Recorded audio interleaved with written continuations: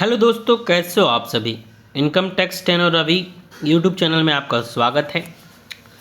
आपका आज का लेसन जो होगा प्रतिलेखन संख्या 23 और 24 अंक 4 का 100 शब्द प्रति मिनट डिक्टेशन बोला जाएगा। यदि आप इसको 90 के स्पीड में लिखना चाहें तो आप 0.90 और 80 के स्पीड में लिखना चाहें तो 0.80 यूट्यूब स्पीड के माध्यम से कर सकते हैं।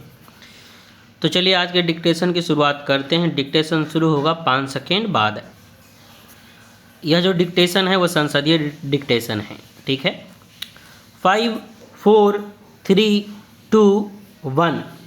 महोदय, इस विषय में मैं यह कहना चाहता हूँ कि हमने उन सभी क्षेत्रों का विचार किया है जहाँ विकास की आवश्यकता है, चाहे वह कृषि क्षेत्र हो अथवा कृषि पर आधारित उद्योग हो, चाहे मध्यम उद्योग क्षेत्र अथवा बड़े औद्योगिक क्षेत्र हों।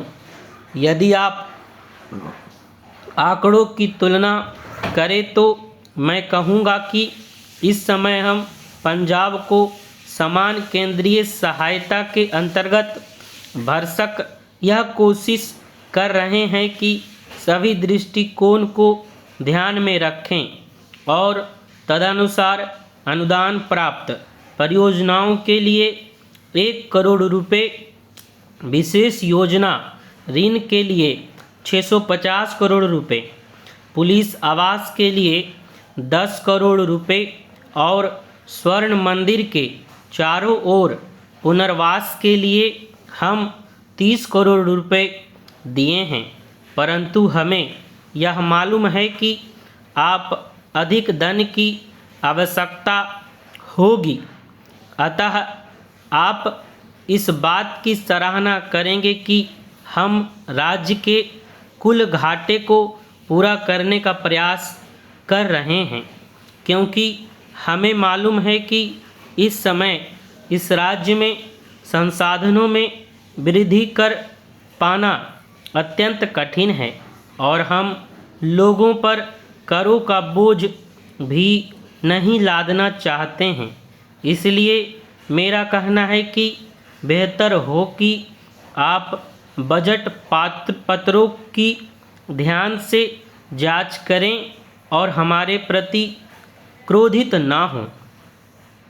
महोदय, यह सबसे अच्छी स्थिति होगी और इस सदन के प्रत्येक सदस्य की इच्छा होगी कि हमें उन बजटों की जांच अथवा उन्हें मंजूरी प्रदान न करनी पड़े जो कानूनी रूप से राज्य विधानसभाओं से संबंधित हैं। हमें इस बात पर अत्यधिक प्रसन्नता होती है यदि पंजाब विधानसभा बजट पारित करने की स्थिति में होती, परंतु कुछ परिस्थितियों के कारण पंजाब विधानसभा इस बजट को पारित नहीं कर सकती है और हमें बजट पारित करना पड़ा है। सारे सदन और राष्ट्र को यह मालूम है कि यह मजबूरी उचित और वैधानिक है। महोदय, मैं कहना चाहता हूँ कि जैसे कि सदस्यों ने कहा और उनकी इच्छा थी कि ऐसा समय नहीं आना चाहिए कि हमें आगामी वर्ष का बजट पारित करना पड़े। प्रत्येक की यही इच्छा है। हम यह आशा, इच्छा और प्रयत्न करें कि विधान परिषद में प्रतिनिधि आर्थिक विकास के अपने कार्यक्रम बना सकें और जनता के प्रति न्याय कर सकें।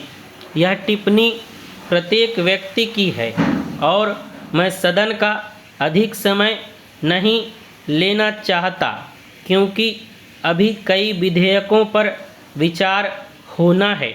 विकास और उन्नति में लचीलापन प्रदर्शित हुआ है। महोदय, बेरोजगारी के बारे में माननीय सदस्य ने बहुत अच्छा प्रश्न किया है, परंतु इस विषय में भी मैं यह कहना चाहता हूँ कि जो आशंकाएं व्यक्त की गई हैं उनका कोई ठोस आधार नहीं है। शहरी और ग्रामीण दोनों क्षेत्रों में बेरोजगारी में चिंताजनक वृद्धि नहीं हुई है। मैं आपको आंकड़े प्रस्तुत कर सकता हूं कि शहरी क्षेत्रों में शिक्षित बेरोजगारों की संख्या में अधिक वृद्धि नहीं हुई है और ग्रामीण क्षेत्रों के बारे में भी यही स्थिति है। परंतु इसका अर्थ यह नहीं है कि हमें यह समस्या हल नहीं करनी है। निश्चित रूप से हमें समस्या हल करनी है। जहाँ तक कृषि का संबंध है, मेरा कहना है कि कृषि क्षेत्र पर पूरा ध्यान दिया जाता है। हम उत्पादन और खरीद दोनों लक्ष्यों को प्राप्त कर रहे हैं। इस समय पिछले वर्ष के सूखे के कारण जहाँ तक गेहूं का संबंध है, उसकी खरीद में लक्ष्यों की थोड़ी कमी रही। चावल की फसल अभी आनी है, परंतु तब भी हम 47 लाख टन गेहूं की खरीद करने में सफल रहे हैं, जो कि केंद्रीय पुल का 73% है। अतः मैं पंजाब के किसानों को मुबारकबाद देता हूँ। खरीद एजेंसियों को अपना कार्य करना है और अच्छा कार्य करने पर मैं उनकी प्रशंसा करता हूँ।